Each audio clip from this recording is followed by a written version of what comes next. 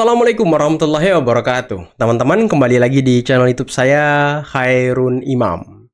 Gimana nih kabar kalian? Semoga kita semua selalu diberi kesehatan, kemudahan, dan juga limpahan rezeki dari Yang Maha Kuasa. Nah, di video kali ini kita akan menyaksikan beberapa tayangan yang sangat menarik dan juga sangat-sangat mengejutkan. Di mana Amin Rais, salah satu gelandangan politik Indonesia, lagi-lagi curhat saat diwawancarai oleh wartawan. Setelah dia sempat membuat heboh Republik ini dengan menyerang Presiden Prabowo dengan seskap Teddy, sekarang dia malah curhat mengenai Presiden Prabowo. Kira-kira isi curhatannya apa ya? Nanti kita simak teman-teman ya. Karena selain itu, saya juga punya tayangan di mana Tifa, salah satu tersangka klaster kedua, berpidato. Tapi pidatonya itu mengungkapkan kekecewaannya, kekesalannya kepada Abraham Samad. Loh. Apakah dia kecewa ditinggal Abraham Samad? Karena netizen teman-teman. Saya dapat video di media sosial. Jejak rekam yang sangat buruk dari Abraham Samad. Itu dibongkar dan dikuliti habis loh. Wah, ini menarik sih untuk kita simak. Dan lagi,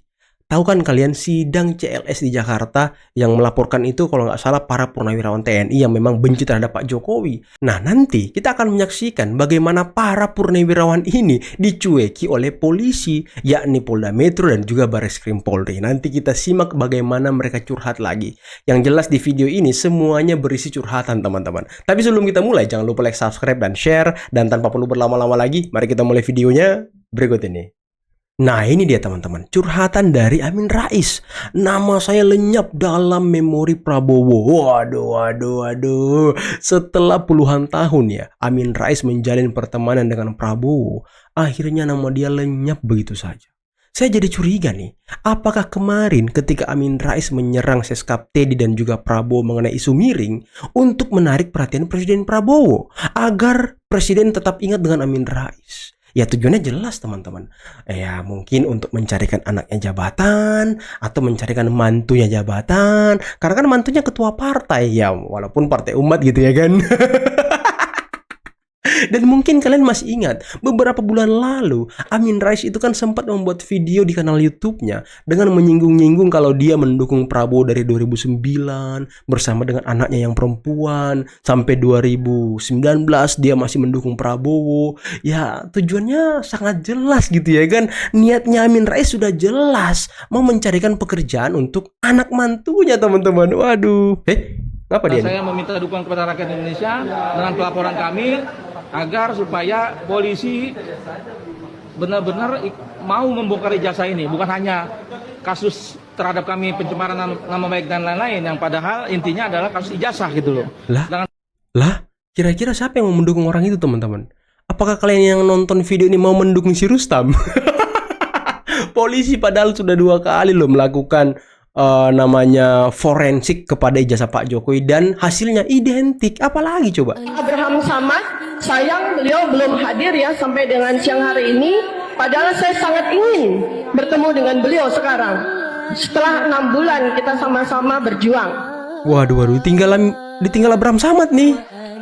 Saya ingin katakan kepada beliau, di bulan April, Mei, ya, ketika saya masih sangat intens berdiskusi dengan beliau mengatakan begini, Bapak Tifa, situasi hukum di Indonesia itu 90% bobrok. Waduh, dikerjain Abraham Samad. Selamat siang semuanya, saudara-saudara sebangsa setanah air dimanapun saudara berada. Kami para purnawirawan yang tergabung di dalam forum FPP TNI, siang ini kami sudah menunggu mulai jam 10 di Pengadilan Jakarta Selatan dalam rangka rencana sidang yang ketiga katanya. Tetapi ternyata rencana hari ini ditunda Lagi. Saya tidak tahu nanti kapan, sehingga kami akan nanti menanyakan kembali kepada pihak pengadilan, begitulah kira-kira ya. Cuman harapan kami sebaiknya hal-hal proses hukum yang semacam ini tidak boleh ditunda-tunda sehingga tidak jelas waktu, karena saya melihat hampir semua permasalahan hukum di negara kita ini kadang-kadang tidak tepat waktu gitu ya, ditunda-tunda.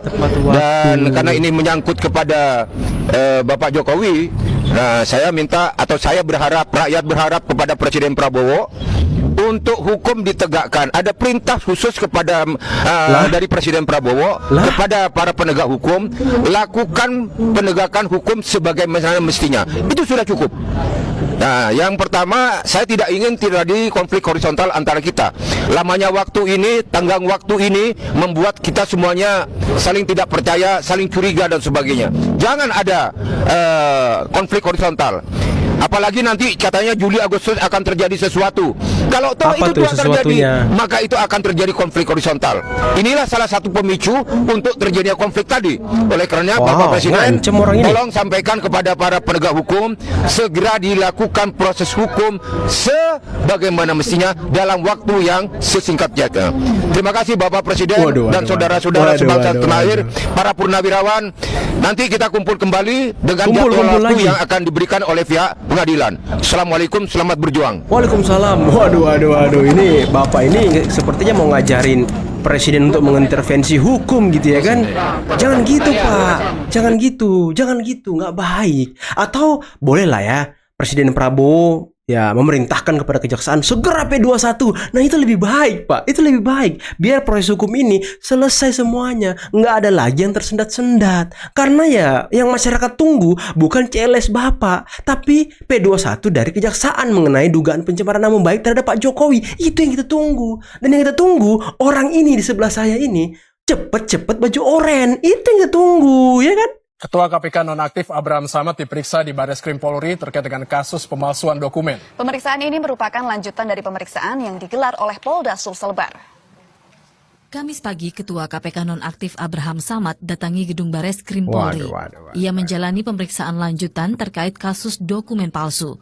Kasus ini sejatinya ditangani oleh Polda Sulselbar.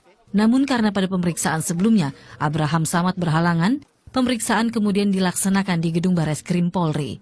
Sebagai warga negara, ya saya cuma bisa mengikuti.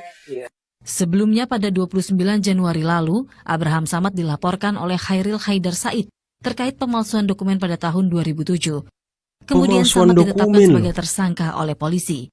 Ia diduga membantu Feryani Lim dalam pembuatan paspor menggunakan dokumen palsu.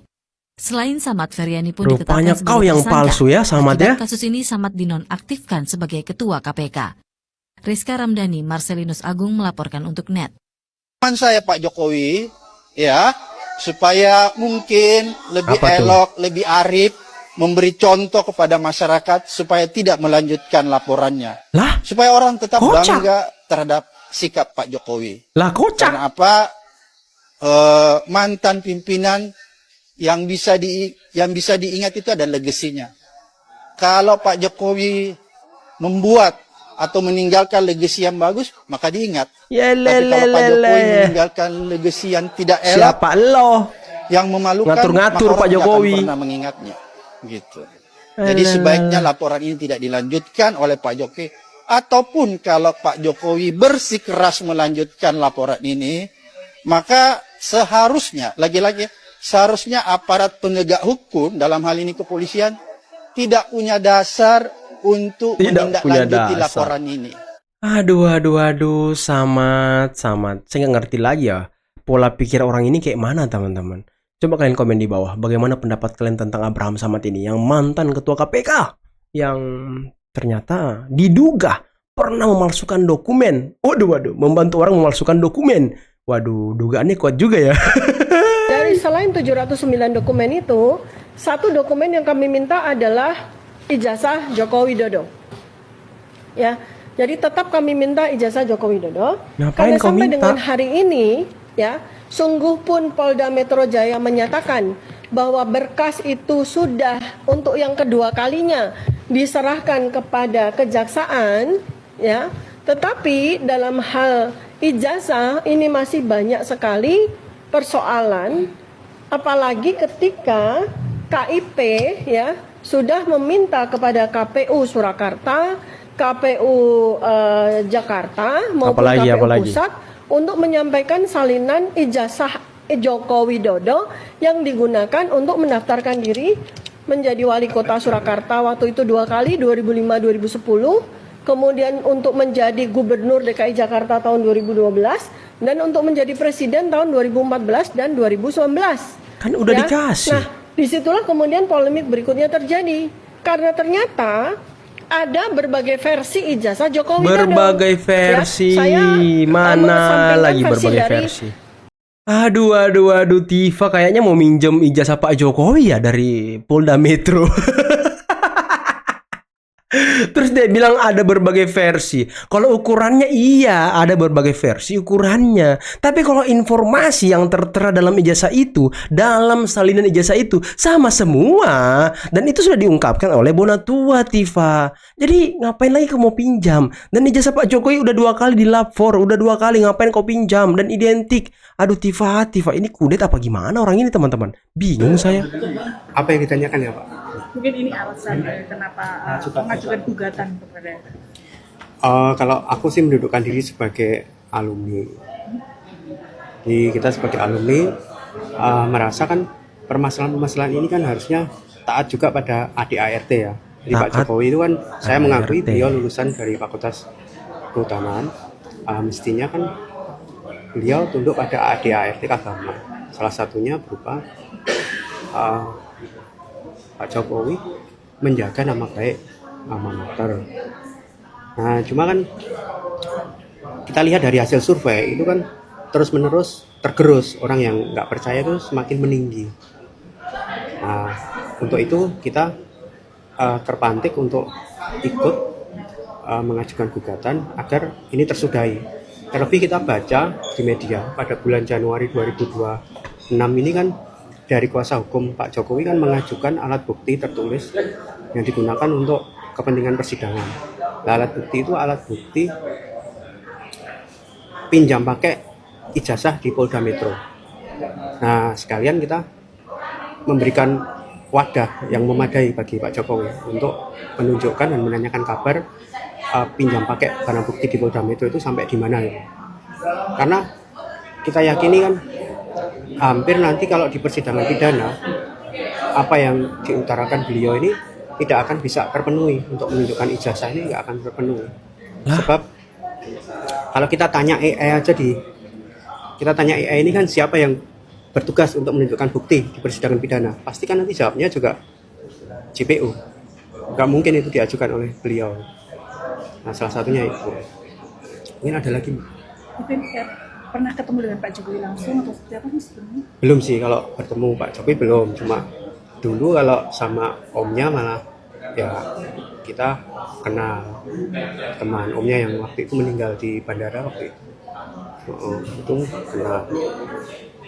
Waduh. Tadi katanya Pak Jokowi harus menjaga nama baik alma mater. Ya emang selama ini siapa yang merusak dan mencoreng alma mater? Siapa? Siapa yang mencoreng alma mater UGM selama ini? Siapa coba? Hah? Pak Jokowi atau Roy Suryo atau Tifa? UGM sudah berkali-kali menjelaskan mengenai ijazah Pak Jokowi, sudah berkali-kali mengklarifikasi mengenai ijazah Pak Jokowi, mengenai perkuliahan Pak Jokowi. Siapa yang tidak percaya selama ini? Ya Roy Suryo CS, sama kau juga. Tadi itu kau juga. Jadi yang mencoreng alma mater itu ya kalian. Pak Jokowi mah lagian ya. Ini orang kudet juga ini. Pak Jokowi sudah menunjukkan ijazahnya, bukan Pak Jokowi ya. Polda Metro sudah menunjukkan ijazah Pak Jokowi kepada Roy Suryo dan para tersangka lainnya beserta kuasa hukumnya. Dan itu clear. Aduh, jadi udahlah. Soal menunjukkan ijazah ini nggak perlu kau lanjut. Mending kau stop aja laporan kau. Nggak ada gunanya. Biar Pak Jokowi menunjukkan itu ijazahnya di pengadilan nantinya. Kalau sudah P21 masuk pengadilan nanti, di situ Pak Jokowi menunjukkan kepada kalian semua. Biar kalian stres, panik kejang-kejang. Jadi aduh, udahlah. Coba satu kalimat buat alumni UGM tadi yang menggugat Pak Jokowi. Apa yang membuatmu pede bahwasanya kau tidak lebih baik daripada dia? Ya, banyak kekurangannya pemerintahan. Ya, tapi jasanya banyak. Perjuangannya untuk maslahat umumnya manusia banyak. Dan itu pahala yang besar mengalir kepadanya. Dengan itu dihapuskan dosa-dosa dan kekurangannya. Belum lagi lidahmu yang terus membicarakan keburukannya. Nambah habis dosa-dosanya. Sungguh dia lebih mulia daripadamu. Tidaklah kau berjuang kecuali hanya untuk maslahat dirimu sendiri, bukan? Adapun mereka pemerintah, kalaupun bekerja, mengorbankan waktu, tenaga untuk maslahat siapa ya? Ya, ada error. Human being ya, come on. He's not an angel. Dia bukan malaikat yang punya sayap. Ya. Manusia kok. Kalian yang nggak siap sama pemerintahan yang adil dan baik. Kalian yang nggak siap. Bukankah Umar bin Abdul Aziz akhirnya dibunuh? Kenapa? Terlalu mulia untuk rakyat yang kualitasnya udah menurun. Bukankah Umar bin Khattab dibunuh? Kenapa? Kualitas rakyat udah menurun. Umar terlalu mulia dibunuh. Begitupun Utsman dibunuh. Begitupun Ali dibunuh. Begitu kan?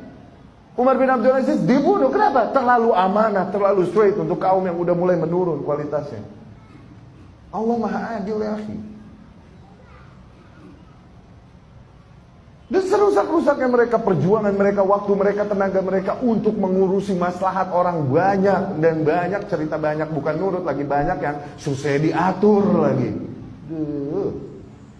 Susah diatur ya kan. Kenapa kau tak arahkan lidahmu untuk mendoakan keislaman, keimanan, taufik, hidayah baginya?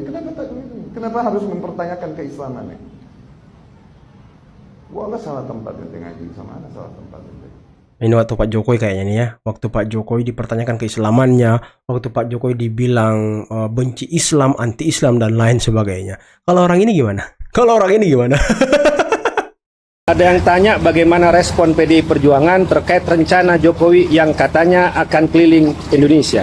Ingin kami tegaskan PDI Perjuangan sudah tidak ada hubungannya dengan Jokowi karena sudah dipecat sehingga tidak relevan membahas dia. Apalagi dengan berbagai kerusakan kebijakan yang diciptakannya selama menjadi presiden. PDI Perjuangan dalam rekomendasi Rakernas kelima tahun 2024 sudah meminta maaf kepada masyarakat Indonesia atas kelakuan Jokowi setelah memecat Jokowi. Apa yang dilakukan oleh Jokowi semakin menegaskan bahwa yang dipikirkan oleh Jokowi adalah kekuasaan dan menjaga approval rating melalui pencitraan politik dengan bagi-bagi kaos, sembako, amplop duit. Padahal dulu Jokowi sangat anti bagi-bagi waktu dia mengkritik pembagian BLT zaman Pak SBY. Di tengah persoalan ekonomi, defisit APBN, rupiah yang terpuruk, IHSG yang ambruk, dia malah lebih asik berpolitik praktis demi kepentingan dia dan keluarganya. Padahal Jokowi harusnya menjelaskan kerusakan struktur fiskal akibat berbagai program ekstra populis untuk kepentingan elektoral tahun 2024 dan pemenangan anaknya Gibran. Juga kebijakan pembangunan yang salah seperti kereta api cepat yang menyebabkan utang sangat besar dan proyek pemindahan ibu kota yang sangat tidak reliable dan terbengkalai secara hukum IKN sebagai ibu kota pemerintahan setelah MK memutuskan ibu kota tetap Jakarta. Jokowi sebaiknya juga menjelaskan kerusakan demokrasi di mana berdasarkan Freedom Institute Indonesia tidak lagi dikategorikan sebagai negara demokrasi. Waduh, jubir. Aduh, udahlah. Kalau jubir partai ini ngomong, udah paling surga dia, teman-teman. Udah paling surga. Pak Jokowi udah paling neraka deh. Sampai dia bilang kami sudah minta maaf di Rakernas karena Jokowi begini-beginilah. Kalian gak minta maaf ke rakyat karena kelakuan partai-partai kau selama ini, ha? Kelakuan kader-kader kau selama ini yang korupsi ditangkep-tangkepin tuh, ha? Kau nggak minta maaf itu? Aduh. Teman-teman, yang kalian nonton sampai detik ini, coba komen di bawah mengenai jejak rekam dari partai ini. Mulai yang burik-burik sampai yang busuk-busuk. Sampai di mana dia mengekang dan menekan Presiden Jokowi. Sampai dia mempermalukan Presiden. Ya, mungkin kalian masih ingat gitu ya kan? Kalau tidak ada PDIP, Jokowi nggak ada apa-apanya. Atau gimana gitu ngomongannya. Aduh, dia bahas soal WUSH, dia bahas soal IKN. Padahal partai dia setuju dulu loh. Sekarang kok cuci tangan.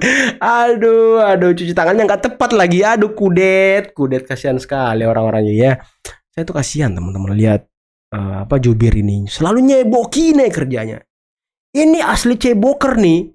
Ini asli ceboker, jubir-jubir yang asli ceboker. Bukan ceboker Nusantara, bos. Bukan. Kami ini elegan. Selalu elegan. Tidak seperti kalian. Aduh. Jadi, udahlah. Jangan ngomong ceboker ke YouTuber Nusantara. Karena nggak tepat. Ngomong ceboker ke jubir-jubir tuh. Yang suka ngomong-ngomong nyapu-nyapuin partai-partainya. Coba ngomong sama mereka.